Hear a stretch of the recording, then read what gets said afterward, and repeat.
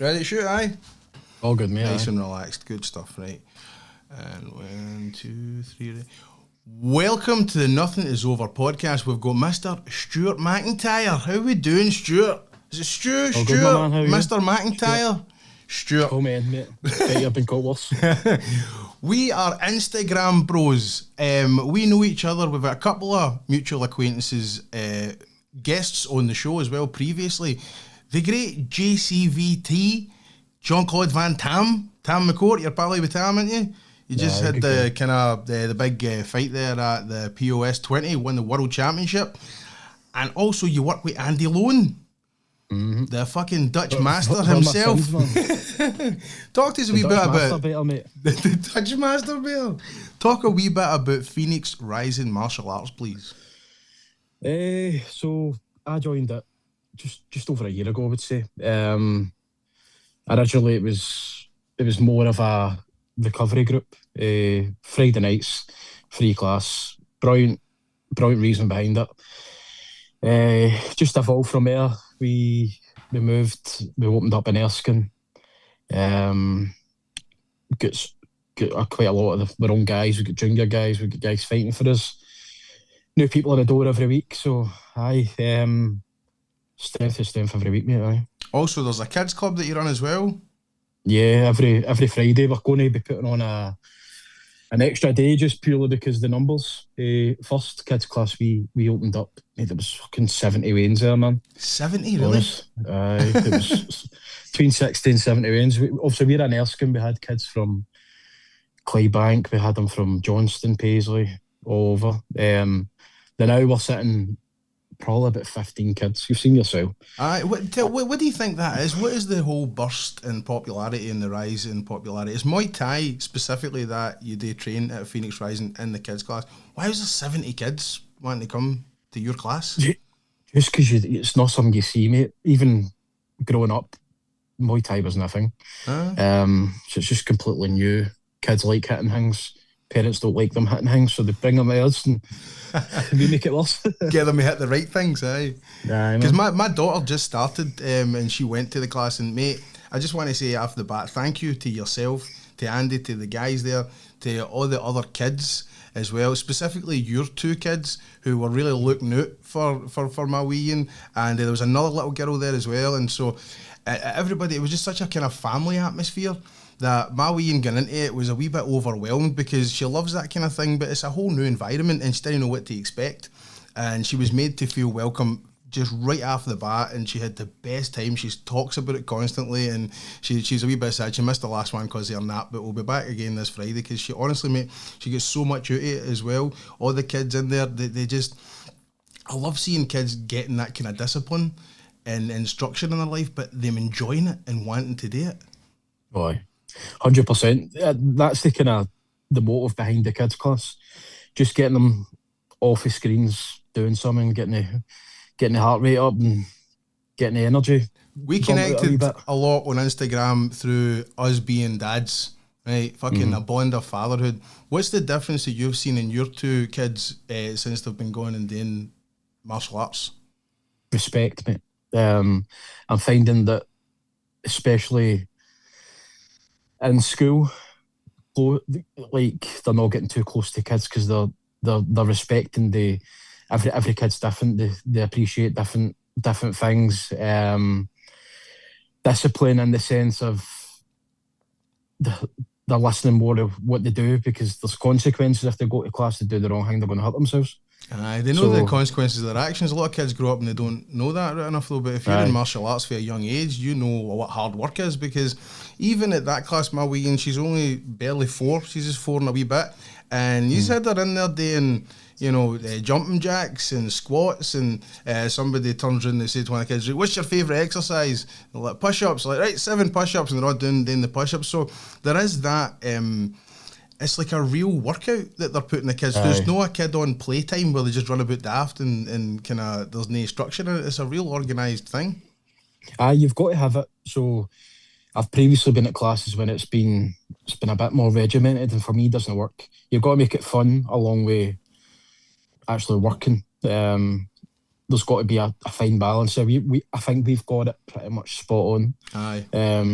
We've got people returning from the first class. We've been doing that for about 2 months or something. Get people in want to do PTs. We've got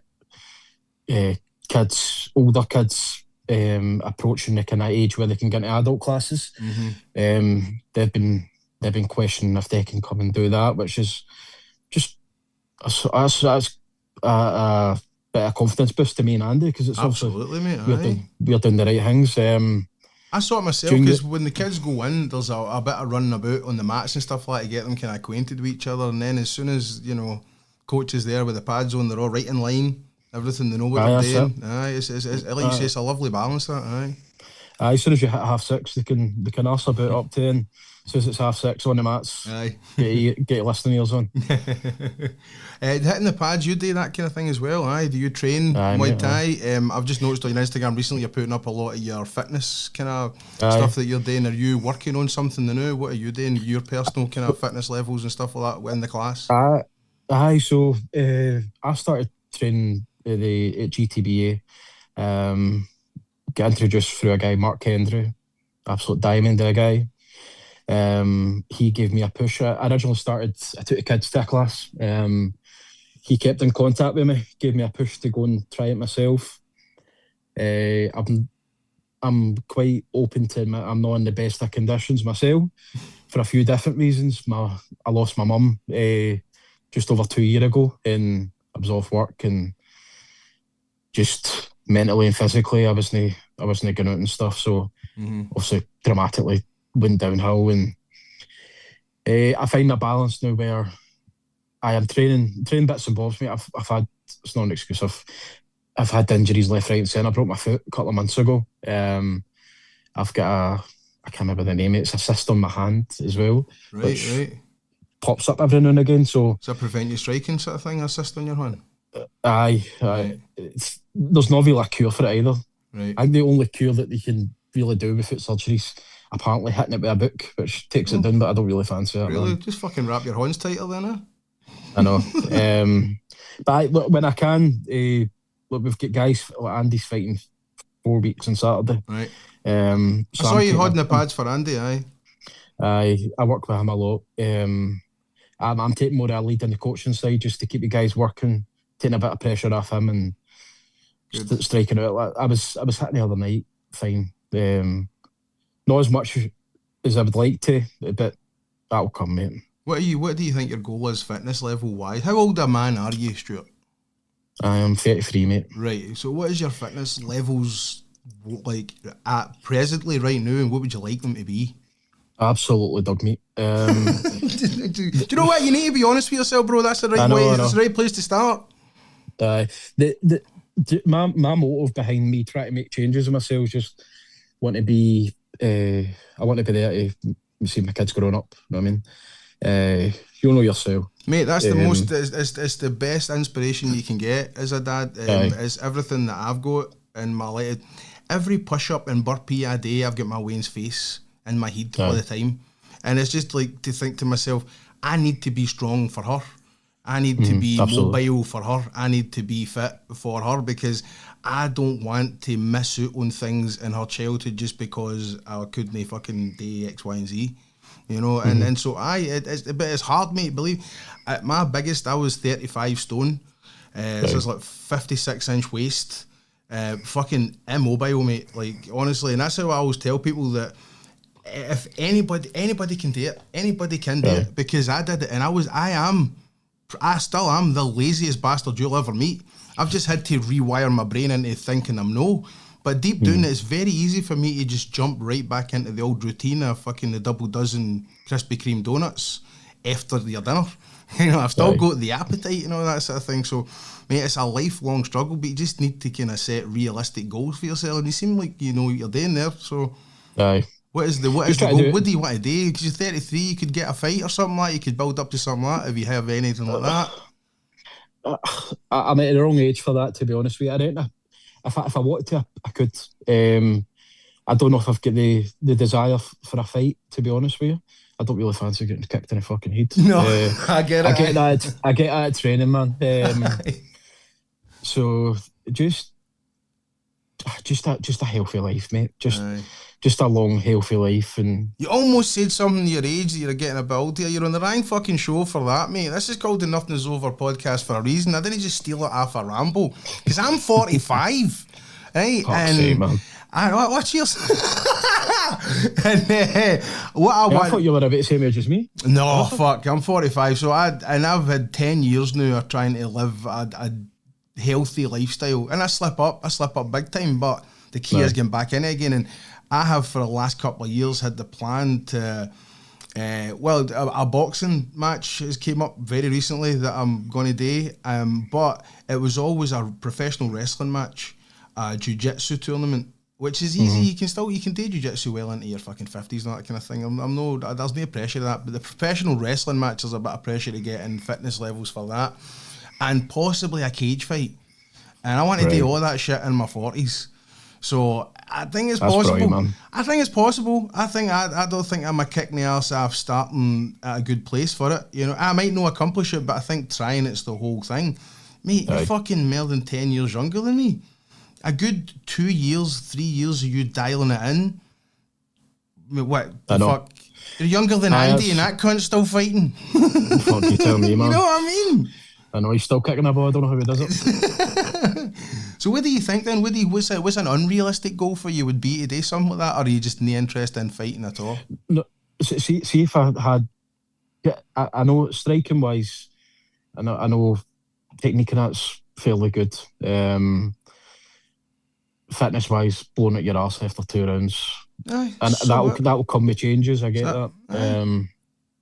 Maybe that's something you can tie in with. You've been there. Mate, 100%. Mate, listen, if you ever need any help at all, you shouldn't even need to fucking bother. Just DM me. I can make up diets for you, all kinds of shit. Because believe me, it took me 9 months to lose the weight, right? But I did most of that wrong. Did a little bit of right. Stole for influencers, stole these kind of diets, tried all different things. If you have read about a diet, mate, I tried it. And since in the 10 years since, I've tried them all again. I was fucking vegan for about 18 months. I know what a mistake that was. See, at first it was great, right? At first I was like shedding the fat and I was feeling dead light on my feet and everything. It was like, oh, this is great. I was like, oh, the fucking meat is terrible for you. I was like vegan t-shirts, the whole business, right? Mate, you floating about the West End in them coffee shops? Aye, yes, I was. I've lost a wee bit of respect for you now, mate. You should. Eating the fucking dumb granola bowls and all that, right? But anyway, after that, muscle atrophy started again. I started to have like no shoulders. I started to look fucking dead gaunt and grey looking. But I mean, I was still fit. But that just never suited me, and I realised to myself, I'm missing out on so many things when it comes to nutrition.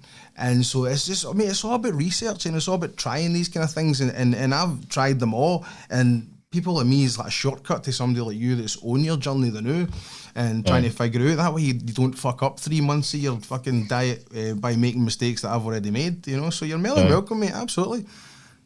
That'd be good, man. I said you've been there, wore a t-shirt, so aye, and cardio is something that I am always struggling with anyway.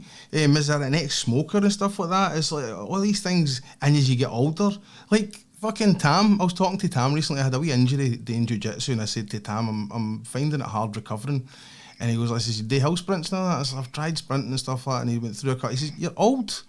I went, fucking fuck you. He says, yeah. And he's right. So what you need to do is you need to accept the limitations that you've got, such as carrying a bit too much weight or injured fit, injured horn. You see the limitations and you think, okay, so what do I do now? What can I do that, you know, doesn't really fuck with them? And then you work on that. Aye, 100%, mate. Back to being a father, right? I want to talk about this because I like to get guests on with like a specific thing that I've got a connection with them on, and I believe it is fatherhood with yourselves, Drew. So how old are your kids? My wee girl, Mila, she will be 8, 3rd of July. My boy will be 10-ish in November, so they're close by, man. They're great ages though, because they've got a full personalities, they're full wee people and all that as well. And they're an absolute credit to you and your missus, by the way, as well. Because I spent a lot of time with them. I spent time with them like afterwards and walked out of the kind of thing with them, spot talking away with them, and you can see they're kind of like martial arts kids. You know, because they're very well spoken and stuff like that, and they're a wee bit kind of rambunctious in the right way and stuff. And it's absolute credit to you. What is the difference in your life being a dad? I know it's a fucking big question sort of thing, but remember yourself before you were a dad to know what's the biggest change? A purpose, mate. That's it. That's the biggest thing. Realising that it's not just you, not just me anymore. Can I be selfish? Can I take days off work? Can I do the wrong things? Just making right decisions and going doing everything for the purpose of the two of them. They've been through, same as me, been through a bit of a shit time the last 5-6 years. But they've come out. I get compliments on how they behave, and they're tuned into everything. They're just nice, respectful kids. You wouldn't hear many people saying a bad word about them, man. So that's one thing I'll take pride in myself where I've obviously done. You should, mate. You've done a fantastic job. And the thing is, you know, it's sad to say, but it's kind of rare that you see kids that are respectful and well spoken and like acting like kids as well, you know, because you can see your kids only like scared to be loud and scared to be kind of, you know, part of the atmosphere and stuff like that, but it's still at the same time, you know, be respectful. And that's good parenting. And that's fucking rare. Do you think, how much of the martial arts kind of psychology have you put into being a parent? Just confidence, man. I want them to be confident into asking any question in any situation, whether it's at class, whether it's at home, whether it's at school. I myself, back years ago, I left school over 20 years ago. So asking questions and stuff like that wasn't really my thing. I was in a wee shell and in a wee bubble, you would say.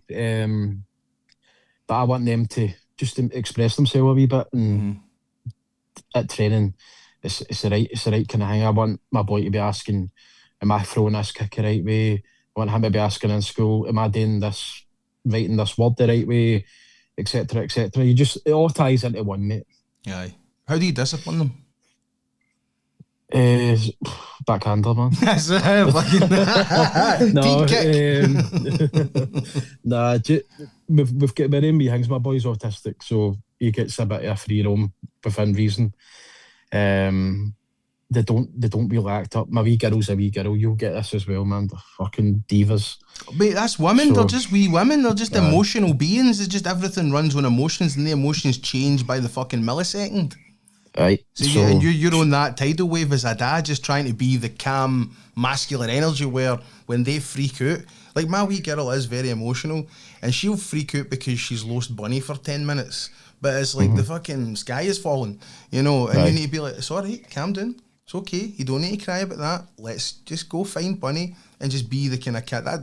My parenting is like the most fucking basic you could ever be. I think I need to be the strong kind of masculine energy that knows that she's protected, and if anything's wrong, she can come to daddy, and that's it. And it just goes for there. And just I'm a big clown with mine as well, mate, as I'm sure you are. Aye. Is it different with your wee girl than your wee boy though? Aye. My wee girl's she's on the ball with everything. My boys, she's the opposite way, to be honest with you. Wee girls are usually more sensitive. She's sensitive, but my boy, for instance, I said I lost my mum. So see when my brother's wedding in November, there was a song come on. And see if a song reminds him of a sad time, he cries, man. So he's dead sensitive to the smallest wee things. See if it could be a song, could be a movie, could read something and go, oh, that's a wee reminder of a wee bit of trauma he's had. Is he a good painter and drawer and stuff like that? He's not a drawer, mate. He's like academically, he's in primary 4. He's doing S2 level maths and all that. He sounds creative. He sounds like a creative type. He sounds like he'll be more inclined to no be like fucking using brute force and ignorance in his work when he grows up. He sounds like he'll be smarter than that, and it's like that's a good thing, mate. He's on the ball. He was reading books from 3-year-old, mate. I've got videos I know all kids on the spectrums usually get this wee magical power. His is just his brain, man. You could even ask him when you're over, see his knowledge of things that he's tuned into, whether it could be he loves his dinosaurs, his animals. I love that as well because I love dinosaurs, man. That's Do I have something to tell you, mate? Mate, dinosaurs never existed. fuck. I'm telling you. Do you want? Listen, right? I said to you. Cheers for listening, guys. I said to you, this might be half an hour to 45 minutes. Right, we're just going to hit in. Right, we'll take a break in the regular scheduled programming. Right, I did a podcast last time with a shout out to Nicola Taylor, and we got into some conspiracy theories, and I listed off my top 3. And number 2 in that is that I do not believe dinosaurs ever existed. Stuart, care to comment? Right. What's your reasons? Every single dinosaur bone you have ever seen in a museum or anywhere else on telly, anywhere, are all fake and made in China. They're all fake, every one of them. And that is fine. They say that. They tell you that. They don't purport to be real. Because the official story is that every real dinosaur bone that they have found is in a vault, right? Where it is too radioactive for people to look at or touch. So every single one of them is all fake. Like in the fucking National History Museum, they're no real, none of them. And it's mostly guesswork building these fucking things because there's this is way too smart for me, right? But there's geneticists and biologists that have came out and said that the design of what a T-Rex looks like, for example, or a fucking, I don't even know the name of these things, a Brontosaurus, whatever they are, like the guts and shit like that would just fall out of their body. The engineering of their body wouldn't even work. So they say, right?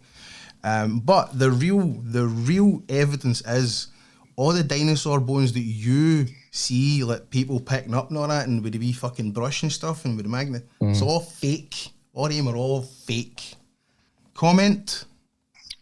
I'm disappointed, mate. You bust my blood. And there's no dinosaurs in the Bible. It sounds cool, but doesn't it?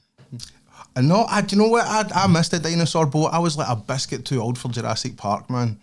I was watching Goodfellas and fucking Rambo and Predator when Jurassic Park was like captivating people. I missed that. I was never a dinosaur guy. My wee lassie is, and this is what I said in the last show. I can't.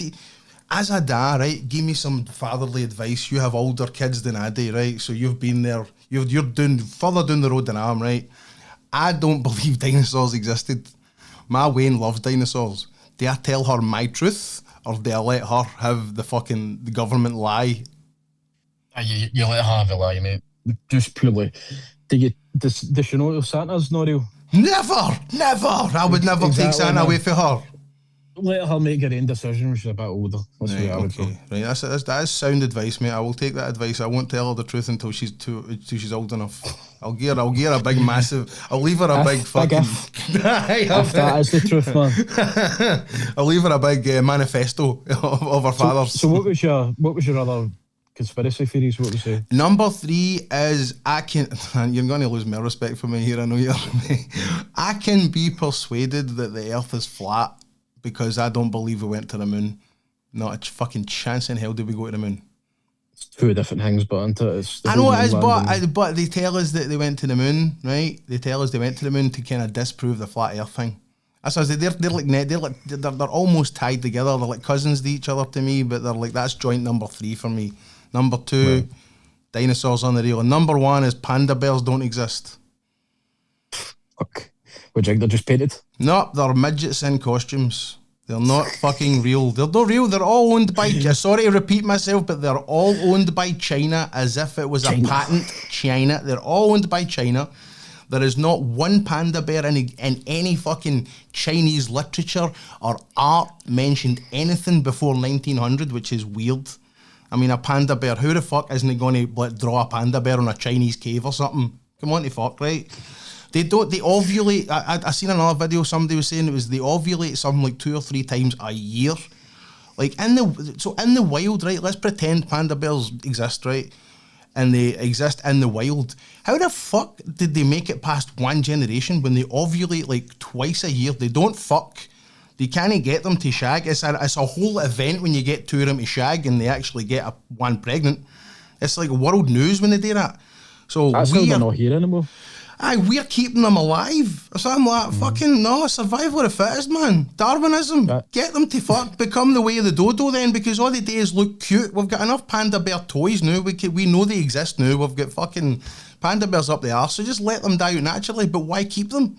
What's the point in them? I don't get the conspiracy theory behind it, but I don't believe they exist. We'll find my mate, put you in a cage with it. I will choke that midget to death. You get me a suit with two midgets in it, I'll fucking beat it to death. Because it's You'll make a choke. Because they're high. Like that up here and down there. They don't exist, I'm telling you. It's like fucking Peter Dinklage and Warwick Davis when they're not get acting work. They're putting on the fucking panda heads and they're going into Edinburgh Zoo and pretending that pandas are a thing. It's not real. That's how they get sent away from Edinburgh, because they won the shagging. Is that right? Is that what it was? So they're away back to China. Yeah. Away back with all that information that they've collected. The wee midget in the fucking costume with a wee earpiece in and stuff like that, recording all the Scottish politicians and all that kind of shit. I bet that's what they're doing then. On each side the back to China. Okay. No, I don't believe it. What else do you like? The conspiracy bit? I'm big. I was the weirdest fucking 10-year-old in the world, because that is when the movie JFK came out. And my dad loved the whole conspiracy theory of JFK because he remembered watching it live when he was wee. So I watched that movie about 100 million times. Now like you're talking about like your boy is kind of on the spectrum, it's like a hyper focus. I believe for many years I'm on the spectrum somewhere, because when I'm into something, it's a hyper focus on that one thing, and I'll read everything I can about it. So when I was 10, 11 years old, I had about fucking 40 books on the assassination of JFK. I had all these wild theories about what happened and all this kind of thing. So that one's always got me. I always thought it was the mob that done it in conjunction with like the fucking Dallas oil guys, because JFK was too much into civil rights. He was too much into getting like, everybody equal and stuff like that, and that was bad for business back in the day. It was bad for like the fucking the Teamsters unions, all that stuff. So like the mafia, obviously, like we put them there. So you're starting, your brother's investigating us now. You've got to go. So I definitely think it was something like that still. But I saw a video very recently that it was the driver of the motorcade. Because now we've got super 18 million K vision. They've zoomed into the Zapruder film, and you can see the driver go like that and turn round in a muzzle flash. Right. So they're saying it's that. They're saying it was the Secret Service agents as well were out on the piss the night before, and their reactions were terrible. And like a firecracker went off, and one of the guys turned round and the fucking trigger finger, and boom, and that was that shot. That was that one. So I don't know. What do you think? I always went by the mob. That's who I always thought it was, man. Aye. But one of my favourite conspiracy theories is the Bermuda Triangle thing. Right. I love reading into that, man. I don't know anything about it. I just know it's a bit of land where a lot of people went on cruise ships and you just fucking never seen them again.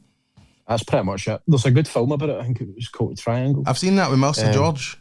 It was really good, man. That is a great movie. That. What do you think that is? What is that? Is it a portal into fucking something else? Is it just a big wormhole in the middle of the earth?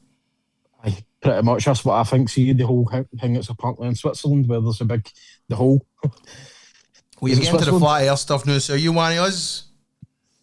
I'm one of me, mate. Yeah. Join the flat earthers, mate. Join the flat earthers. Come on, the water's warm. I just a big sinkhole. Is that what that makes kind of sense? That's what I think, because nothing's ever. I know they can't trace the ocean. Oh, that's obvious. There's hummers. I don't know how far they can go down anymore. That was what I was going to say to you. That was something I heard very recently, because it was James Cameron done that whole thing. Remember where he dropped the fucking the whatever it was with people in it right way down to the bottom of the ocean, and they're saying that. There is as much of the ocean that's undiscovered as there is of space. Space is real. Right. Let's pretend space is real. The space that we know out there, right? And there is as much undiscovered in our oceans as there is in space. So a big fucking sinkhole. That's mad, isn't it? It is, isn't it? It is. It really is, because there's whole fucking bits of the ocean that are so dark you can't see. Who knows what creatures live down there that have lived their entire fucking ecosystem in the dark that we'll never know what they look like. See, that freaks me out. See, open water. Oh, freaks me out, man. So if you get out of him like that, my arse would collapse, man. You're not a good swimmer then, no? I can swim, but that's in a pool, no. But it's just when there's nothing to grab onto you when you get tired. Aye. I was tuned right in Area 51. Oh, loved all that. See, have you not seen recently Trump released the UFO files? No, nobody's talking about this. It's so crazy, right? It's like everybody wants the Epstein files. Obviously, that's a giant conspiracy theory that fucking nutcases have been talking about for hundreds of years. It turns out to be, it's absolutely true, right? Well, there was the UFO files that just get sneaked out today, and it's like every one of NASA's reported, like the sightings, like fucking unidentified things, saying yes, that is an alien being. Yes, that is this. And mate, I think it's anti-God propaganda. Really? I do, aye. I think it's all anti-God propaganda. I don't think aliens are real at all. I think there's someone out there, whether it's certainly not these wee green fucking Martian things, but no, I think there's definitely like somewhere, man. Are you a movie guy? You seem like a movie guy. Mate. Did you like Prometheus? Did you see Prometheus? No. Did you not see that? It was Ridley Scott going back to the Alien franchise and doing a prequel to it, and the opening of it was what I think aliens are. And it was like this big engineer guy, like a big alien type of guy, and he kind of broke something off, and it was like a piece of like living tissue that fell into water and then spread, and that's created a whole race of people. And I think that could be, so it's like looking at it like a disease kind of. You know what I mean? So I guess that kind of thing could be alien. Aye. But I don't think it's wee green men either, no. The whole idea, spaceships, no. The whole idea of the Area 51, how secret it is and all that, I just, for a while, I just tuned right into that. And the videos I watched, people get up to the gates, people try to sneak in and all that. It's amazing, man. Security's fucking good there, innit? They don't get anywhere near that place, man. Camel guys. I know, and they're there in a fucking shot, man, armed to the teeth, aren't they? Oh, it's brilliant, man. Movies-wise, I've got such a weird genre, I would say. What was the first movie you remember seeing in a cinema?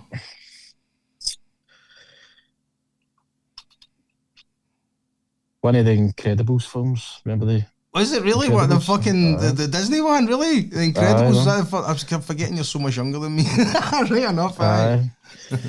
But cinema, I love going to cinema. We're actually going Friday, we're going to go see the new Scary Movie Friday. Oh, right, aye, I don't fancy that. No? No, I don't like that. No, Pish. There's a new horror as well called Obsession. Everybody's raving about that. Everybody's really raving about that. It's just the Scary Movie thing. I liked the first one. I didn't really like the second one too much, but I remember fucking James Woods was in it, wasn't he? He's the priest in it. Aye. But the other ones I just didn't fucking like. I didn't even know there was 5 of them until recently. Aye, the last one I watched was Charlie Sheen was in it. Right, aye. Michael Jackson was in it. Well, a fake Michael Jackson was in it. But it's weird because obviously the films were out years ago. Aye. The way they go about it, the whole parody to kick your arse out it. So it's how they're going to do that nowadays with people take offence to the marketing. All the marketing has been back to old school kind of like fucking gross out comedy, and they don't care who they offend and all that kind of stuff. And I'm all for that. I'm all for it. There's no anything that I really, because I never seen a lot of the movies that they're ripping the piss out of. I'm not a big horror guy. I'm a shite bag, to be honest, when it comes to horror movies. But I'm not a big fan of watching horror movies myself. No. Actually, I love. We've got wee figures and all that they're put away now, but nice. Leatherface and all that. All right, aye. So I love all that stuff, man. Well, but I'm a geek. Let's get into some fucking geek movie. This is brilliant, man. Have you seen there's 2 Leatherface projects coming? Do you know that? No. There's a new Leatherface movie coming out, right? And I don't know much about it at all, but I'm pretty sure there's a big name director attached to it.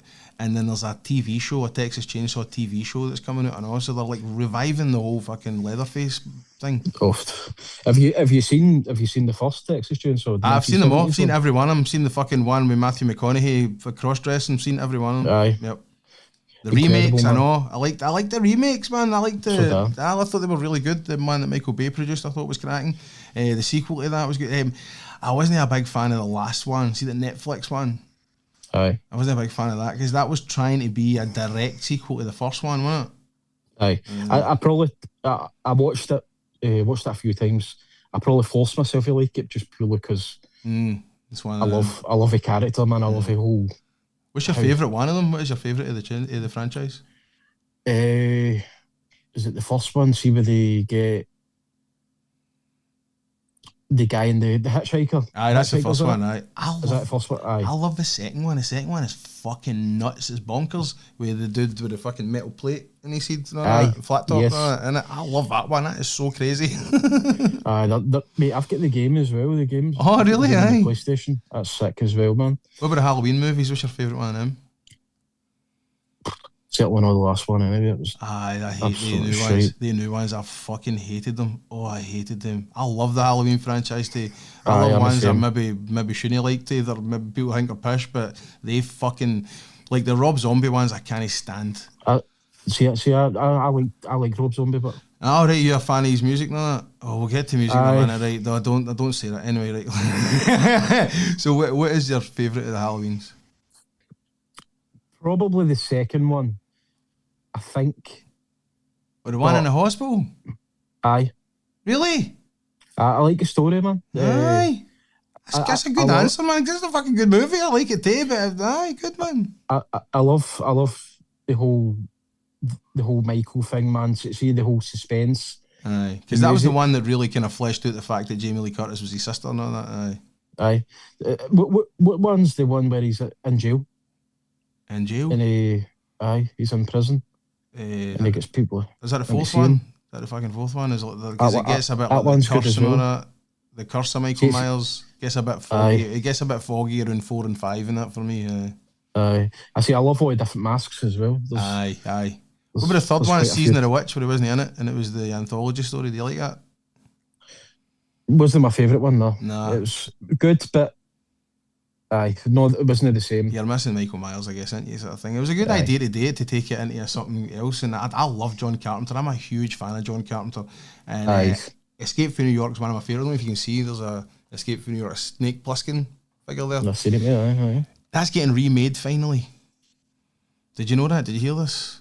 They're No. fucking remaking Escape from New York, and Zack Snyder is writing and directing it.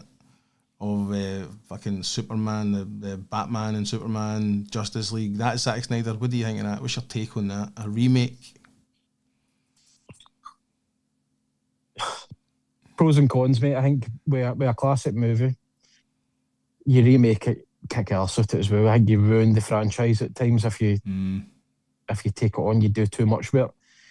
They always, you know yourself, they always spoke about remaking the Warriors. For me, it's up there with my favourite films. Oh, here.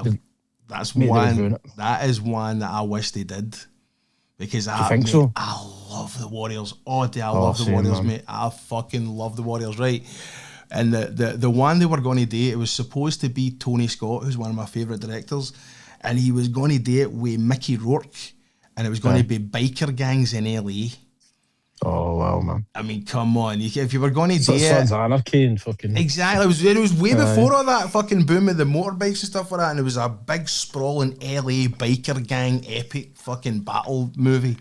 And it got shit canned, I think, because it was just too expensive or whatever it was. But if you're going to remake something, that's how you do it.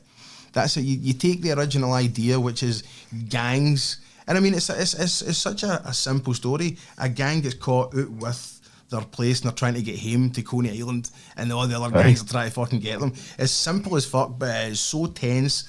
It's just of its time. It's weirdly fucking like dated, but yet you can watch. It doesn't feel dated. Like the haircuts and the kind of setting and stuff like that, but that's the charm of it.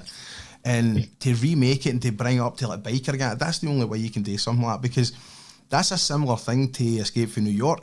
It's that kind of where it's an almost kind of futuristic vibe to it, because there's no way anybody believes the Warriors gangs actually existed like that. There's no the fucking baseball furies kicking about New York with like face paint on and stuff like that. It's totally exaggerated, right? That's what's brilliant about it.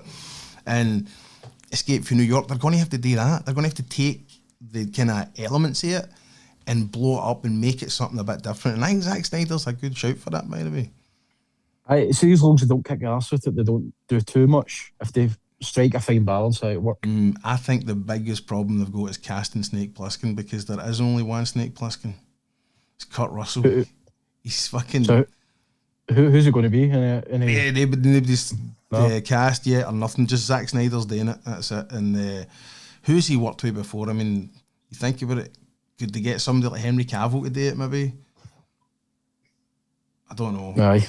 It's like I thought Jerry Butler would have been a good Snake Plissken, but again, you're looking at it and thinking it's just no Kurt Russell though. It's the problem I've got with the new Rambo movie. They're fucking doing a Rambo prequel, and it's a guy who's no Stallone. So I'm like, I need to watch it, but I'm fucking hate it already. Aye. You know what I mean? I know. Sorry.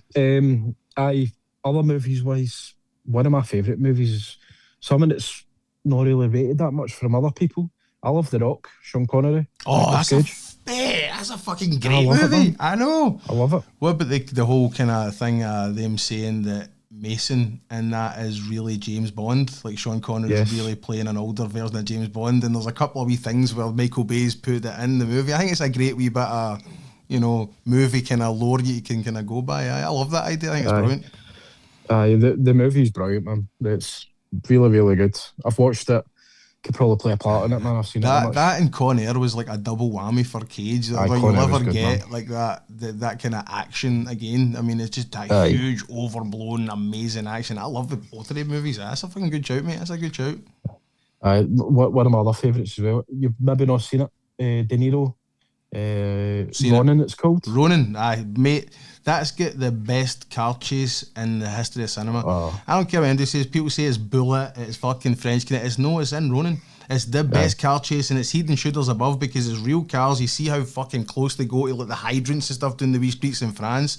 De Niro's at the top of his game in it. Jean Reno is fucking amazing. Everybody's great in that. That gorgeous fucking Irish bird is amazing in it. Oh, mate, what a great movie that is. See, I know we right up there for me, man. Connect with movies, of course we do. You fucking kidding? I want to get to a couple of other things.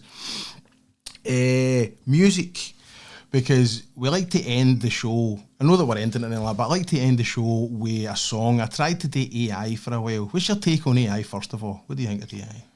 Pros and cons, mate. Again, I think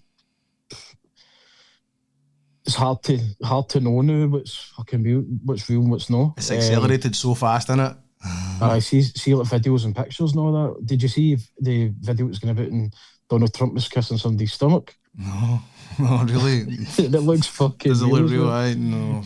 I'll try and get it, man. You seem like a very level-headed guy like that when you look at things as a pros and cons. I'm a very kind of like, I don't know, like, not emotional, but I have an opinion right away, and I kind of go to that until something sways me. And I think AI is a really fast idiot. So it is to me, it's a really fast idiot because it can do amazing mathematical equations. It can tell you fucking pieces of history that's been written down somewhere. But I fed a picture into AI not that long ago, and it's a picture I'd never seen. It was one of my favourite movies, Casino, right? And it was a behind-the-scenes photo, and it had obviously De Niro in the middle with the big glasses on. And it was when you've seen Casino, obviously, the bit in the desert with him and Pesci have a wee one-on-one. And it was filming of that. So De Niro had the glasses on, Pesci was standing next to him, and Scorsese was standing there. And I'd never seen this behind the scenes, so I just hit the wee grok symbol that is supposed to give you information. And it came back and said, like it was 100% fucking sure, saying, this is a behind the scenes still from Robert Redford's 1990 fucking 5 movie quiz show, starring Martin Scorsese, with Al Pacino standing next to him, and blah, blah, blah, blah. And I'm like, that is so fucking wrong on so many levels, but you're telling me it like it's... So I had an argument with Grok, and I said, you're a fucking idiot. I said, there's no Robert Redford in there. Al Pacino isn't in there. I said, you're talking about the movie Quiz Show that Martin Scorsese had a 5-minute cameo in. I said, this is very clearly a different movie. I didn't want to say what it was. I wanted to see if it... And then it goes back and it apologises to me. A fucking computer apologised, saying, sorry, you're correct. It is, in fact, a still from Goodfellas. I went, no, it's fucking not. Oh. So, it's a very fast idiot, but that's the version of Grok I can use right now. It was premium as well. I paid for it, so it's like the top one that civilians can use. What do you think the government's using? They're not using the same one I am. They're using one on the roids, aren't they? Exactly. So like you say, it's like it's gone at such a fucking progression now that it's coming to a time where we can't tell what's real or not.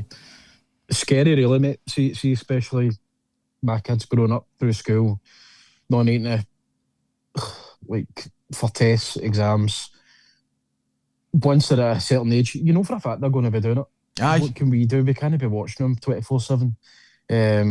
So when they're in high school and that, you know for a fact Chat GPT's going to be getting, it's well in use. Oh, it's getting pounded by all the students, 100%. They're definitely, the homework doesn't exist anymore. Homework is just typing your fucking thing into Chat GPT and then putting it in your own words, if they even bother doing that. I know. It's going at a frightening pace, because realistically, how long have we known about Chat AI?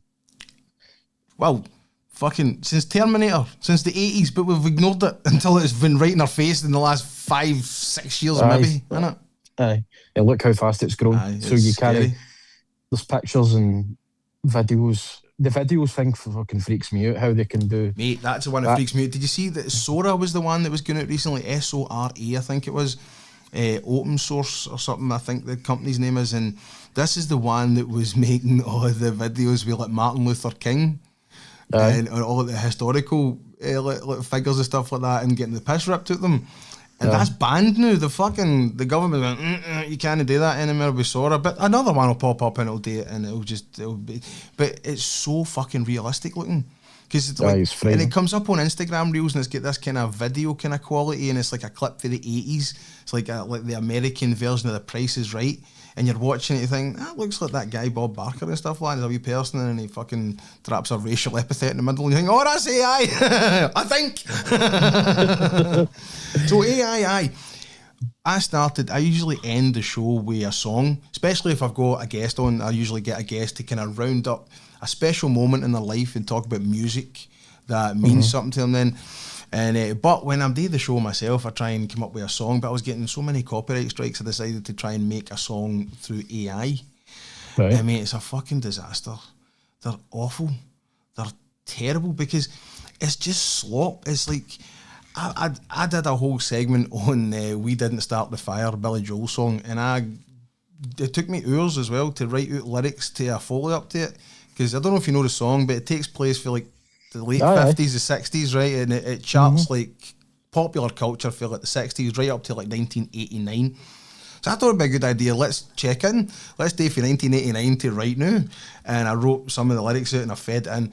Mate, it was fucking trash. It was really bad. And I tried it in all different kinds of ones. So I thought I want to get back to like real music again, and I'll just fucking cut the copyright, the music off the YouTube video.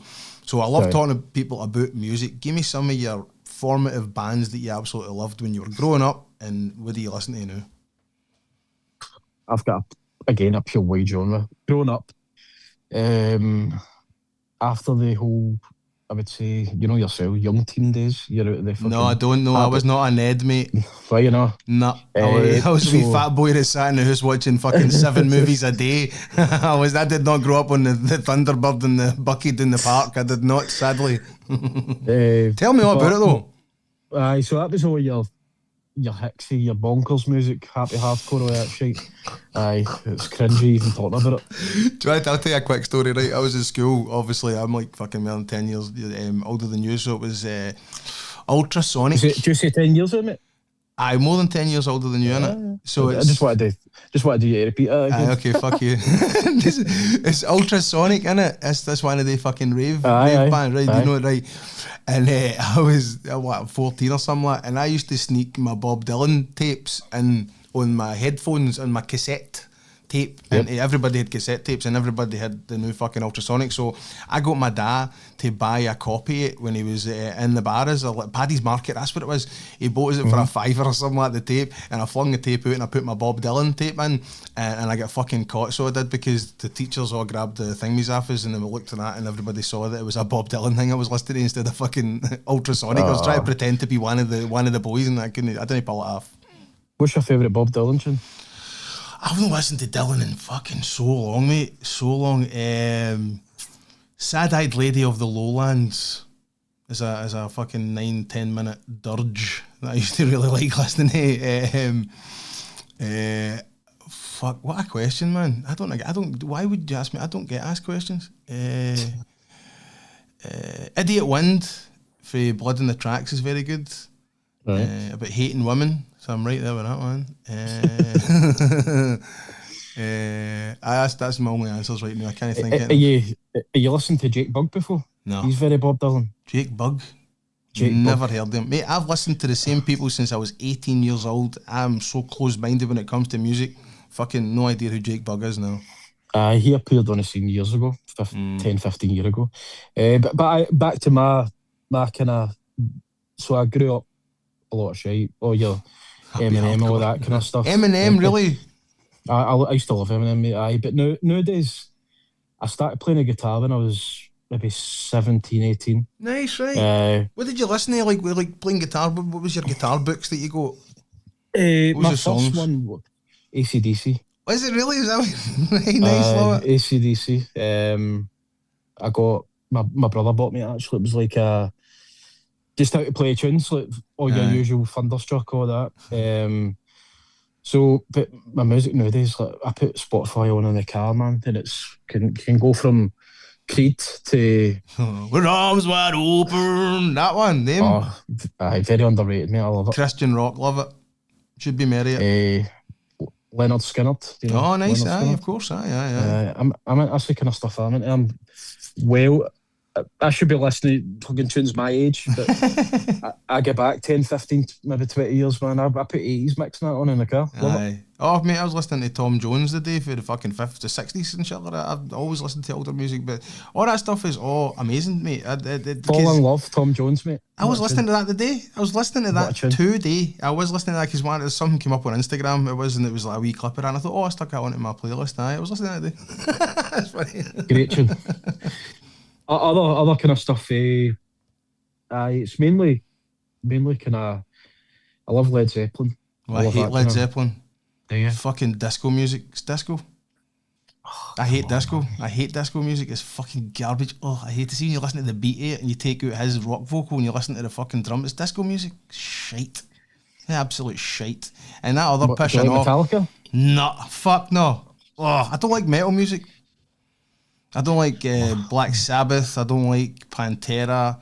I really don't like Pink Floyd. See all that fucking navel gazing, all that navel gazing fucking prog rock shite. Never been into that at all, man. I think you need to be on some narcotics or have some narcotics in your life to enjoy Pink Floyd. See, this is the thing. I think too. It's like music that's accentuated by drugs. I think I just want to listen to music. I don't want to be on something to really enjoy it. You know what I mean? It doesn't make sense to me. No. You can see what you would need to consume to enjoy all that fucking rattling the pots music. And hold on a minute, let's just interject a wee bit of trivia that just popped into my head there. Did you know that the exact runtime of the album Dark Side of the Moon, whatever the runtime of that album may be, is the exact time that it takes, apparently, to get from the normal side to the dark side of the moon? Isn't that weird? How did I know that? Isn't that weird?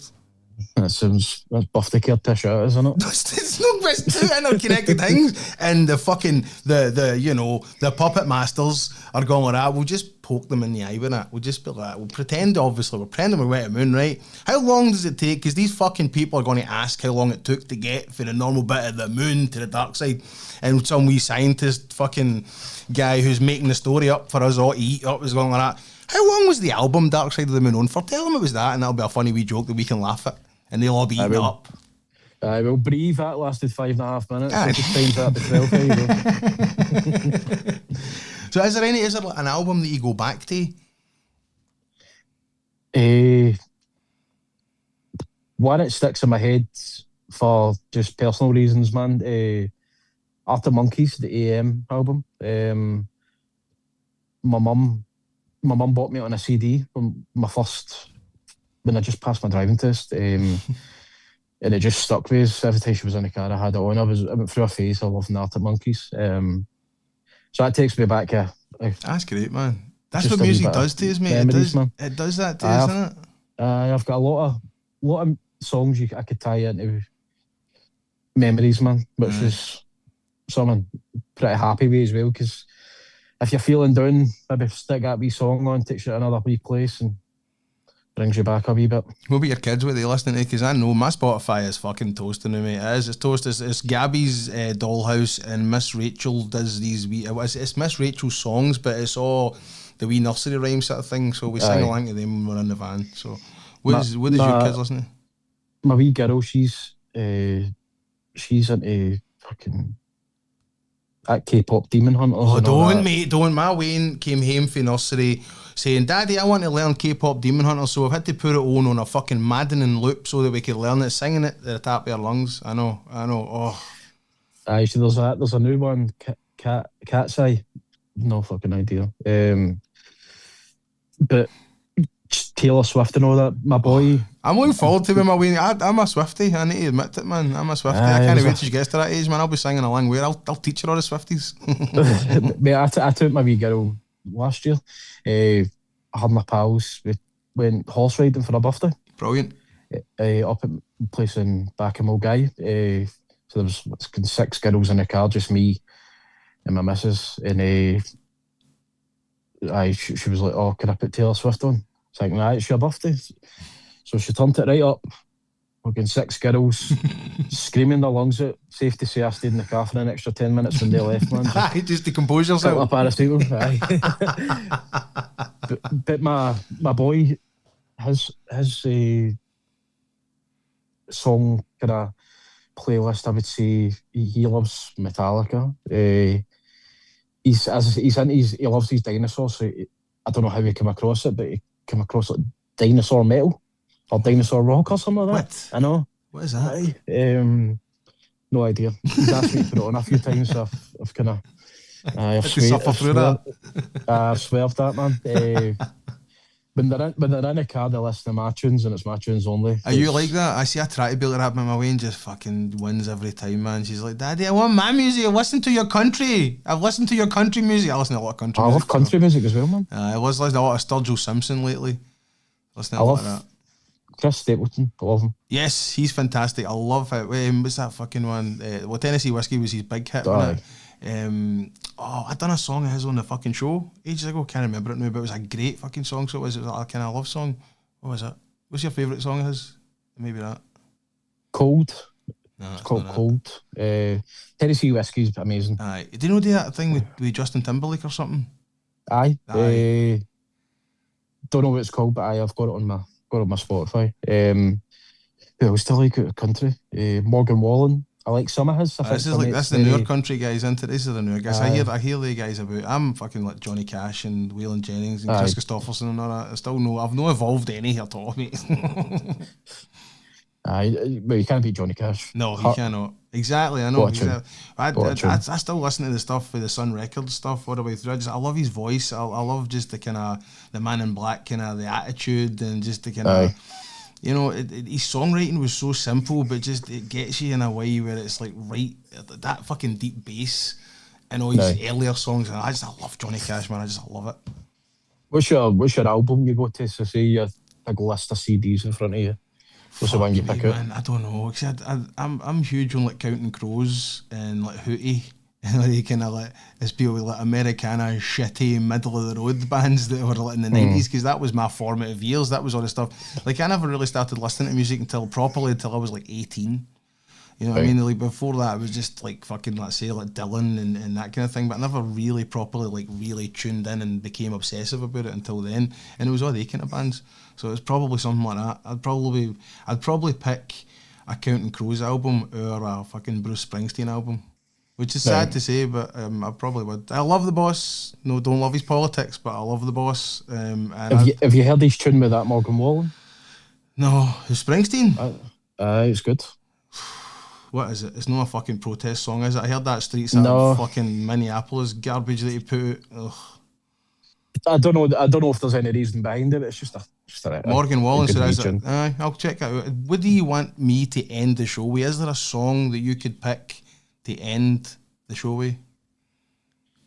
Like let's just pretend that you are reincarnated as a rock star on your own stage and you want to sing a song for your whole family. What would the song be? Go with Leonard Skinner, Simple Man. Oh, I love that. That's a fucking cracker, mate. That's brilliant. Because unfortunately I will be singing over it. So I was like, Arctic Monkeys or shit. I don't know any Arctic Monkeys songs. But that's a fucking cracker, mate. That's a cracker, Stuart. That's brilliant. Is there anything you want to tell the good people at home? We've got Phoenix Rising Martial Arts. Is there anything else that you want to plug or anything like that? Is there anything else that you want to, like, your social media or anything like that? You're a social media, you're a private guy, aren't you? Aye, I just, it's mainly my kids, kind of stuff. Regarding any kind of shout, it's just anybody wanting to change their life from bad habits to good habits, come join us over at Phoenix Rising. We're on Insta, we're on TikTok, we're on Facebook. Good bunch of guys. It's at Phoenix Rising Martial Arts 1, isn't it? Yep. Aye. All good guys. Good prices. We do 2 hours for buttons. Pretty much your first class is free, so straight away come over, get a shot. You like it. I'll give you an absolute testimonial to it. The guys, everyone that was holding pads for my Wayne, who was just a wee bundle of energy, they were so patient with her and everything. Like I say, she's at the younger end when you would take a kid to that, so she's still got a wee bit of, he'd full of nonsense, and she was too busy looking at herself in the mirror a lot because she loves her wee pink gloves and the wee pink Muay Thai shorts. And she kept going up to do her wee combination at the end, and she was staring at herself in the mirror, and I was like, baby, stop looking at yourself in the mirror. And then she went to start a wee combination, and every time she came running back to me, daddy, I didn't look in the mirror. I was like, that's good, baby, well done. I loved that at the end. See, when she done the combo, she was coming over to you for a bit of praise. She was going, I know, that's me done it. Oh, I was amazing. She's the best. My missus was talking about her when we went home.